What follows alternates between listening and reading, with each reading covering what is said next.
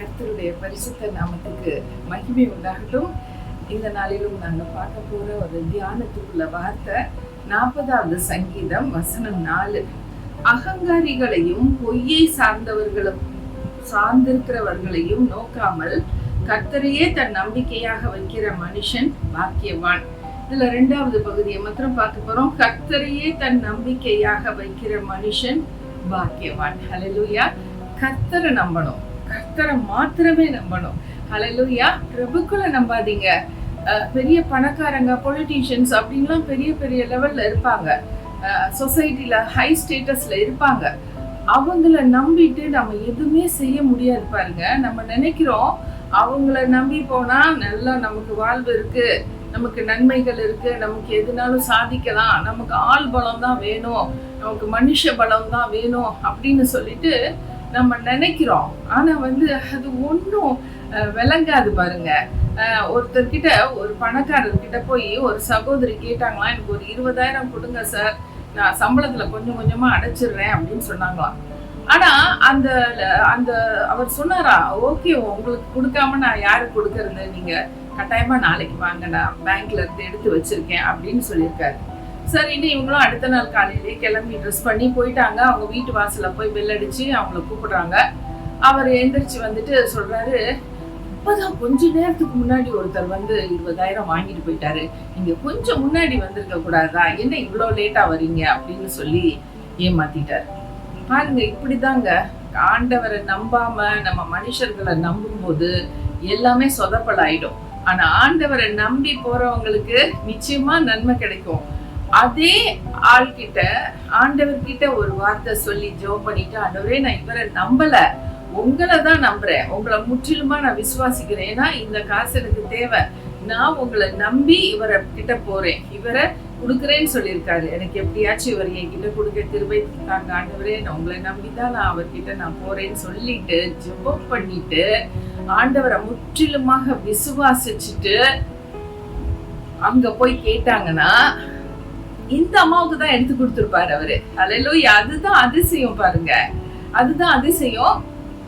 அப்படியே அந்த இன்னொருத்தர் வாங்கிட்டு போனாருன்னு அவர் சொல்றாருல, அது பொய்யா இருந்துச்சுன்னா அது அவர் பேசுறதுக்கே சான்ஸ் இல்லாம போயிடும். இப்ப அது உண்மையா இருந்தா அவர் என்ன சொல்லியிருப்பாருன்னா, இல்ல நான் ஒரு அம்மாவுக்கு 20,000 கொடுக்குறேன்னு சொல்லியிருக்கேன், அவங்க இப்ப வந்துருவாங்க, அவங்களுக்கு தான் நான் கொடுக்கணும், நான் உங்களுக்கு கொடுக்க முடியாது, சாரி அப்படின்னு அவர் அனுப்பிச்சு விட்டுருப்பாங்க. உங்களுக்குன்னு வச்ச காசு உங்ககிட்ட இருக்கும், அவர்கிட்ட இருக்கும் பாருங்க, நீங்க கரெக்டா போய் கேட்கும் போது அவர் உங்க கையில கொடுத்துருவாரு. இதுதான் கர்த்தரை நம்பி நம்ம செயல்படணும்னு சொன்னா ஆண்டவர்கிட்ட பிரேயர் பண்ணணும். அவர் ஜெபத்தை கேட்டு அப்படியே ஏனோ தானோ விடுற தெய்வம் இல்ல, அதுக்கு ஒரு பதில் தராரு பாருங்க. அப்ப நம்ம அவரை நம்பி ஒருத்தர்கிட்ட போய் கேட்கிறோம், அப்ப அவர் நமக்கு கொடுக்குறாரு. கர்த்தரை நம்பாம அந்த மனுஷனை மாத்திரமே நம்பி போயிருந்தா நமக்கு வெட்கக்கேடா நம்ம திரும்பி வர வேண்டும் தான், வெறுங்கையா திரும்பி வர வேண்டியதுதான். இதுதான் கர்த்தருக்கு பயப்படுகிற பயம். அது நமக்கு உள்ள இருந்துச்சுன்னா நம்ம எப்போதுமே என்ன காரியம் நமக்கு நடக்கணும்னாலும் ஆண்டவரை சார்ந்துதான் நம்ம செய்வோம் பாருங்க.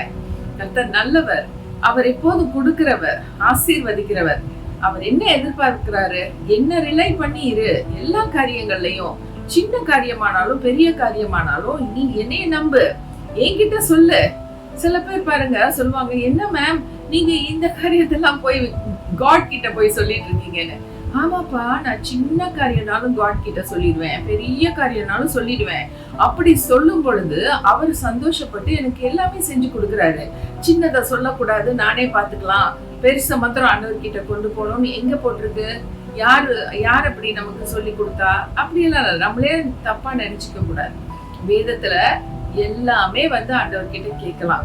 அவர் கொடுப்பாரு, அவரோட டைம்ல கொடுப்பாரு.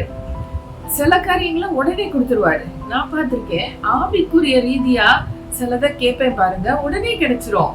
ஆனா இந்த உலகத்தின் காரியமா சிலது கேட்பேன், அப்ப என்ன ஆகும்னா அவர் ஒரு டைம் வச்சிருப்பாரு. சில டைம் அமைதியா இருப்பாரு, சில பேர் சில டைம் இல்லைன்னு சொல்லிடுவாரு, சில டைம் உடனே கொடுத்துருவாரு.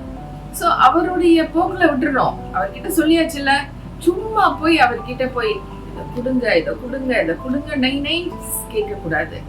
ஆனா அவர் கொடுத்துட்டாரு. நீங்க கொடுத்துட்டீங்க ஆண்டவரே, தேங்க்யூ ஜீசஸ். ஏற்ற காலத்துல எனக்கு கொடுப்பீங்க, கரெக்டான டைம்ல எனக்கு கொடுப்பீங்க. நான் இந்த மேட்டரை உங்ககிட்ட சொல்லிட்டேன், நான் சும்மா சும்மா சொல்ல மாட்டேன், நீங்களே எனக்கு கொடுங்க, ஏற்ற டைம்ல கொடுங்க ஆண்டவரே, தேங்க்யூ ஜீசஸ். அப்படி சொல்லிட்டு ஒரு உள்ளத்தோட இருக்கட்டும். அந்த காரியத்துல கர்த்தர் தீவிரமா நமக்கு நன்மை செய்வார். கர்த்தரை மாத்திரம் நம்பணும்.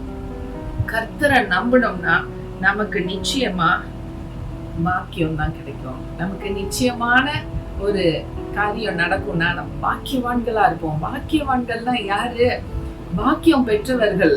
பாக்கியம்னா என்ன? நன்மைகள், எவ்வளோ சக்சஸ், வெற்றி, சுகம், சந்தோஷம், நிம்மதி, இதெல்லாம் பாக்கியவான்களுக்கு உள்ளது. பாக்கியவான்கள் பெற்றிருப்பாங்க. அவங்க எல்லாம் எப்படி பாக்கியவான்கள் ஆனாங்க? கர்த்தரை மாத்திரம் நம்பி அவர்கிட்ட காரியங்களை சொல்லிட்டு அப்புறம் வேலைக்கு போனாங்க. அவங்க எந்த காரியம் நடக்கணுங்கிறத செயல்படுத்த போனாங்க. அது எல்லாமே வாய்க்க செய்திருவார். நம்ம போற காரியத்தை வாய்க்க செய்யணும்னா ஆண்டவர்கிட்ட அவரை முழுமையா நம்பி 100% நம்பி அந்த காரியத்தை வாய்க்க செய்யுங்க. ஆண்டவரே, நான் போறேன், முன்னும் பின்னும் உங்களுடைய சமூகம் வரட்டும், உங்களுடைய தூதர்களை அனுப்பி என் காரியத்தை வாய்க்க செய்யுங்கன்னு சொல்லி பாருங்க. ஆண்டவர் செய்வாரு. நீங்க பாக்கியவான்களும் பாக்கியவதியுமா இருப்பீர்கள். ஹல்லேலூயா. கர்த்தரை மாத்திரம் நம்பணும்.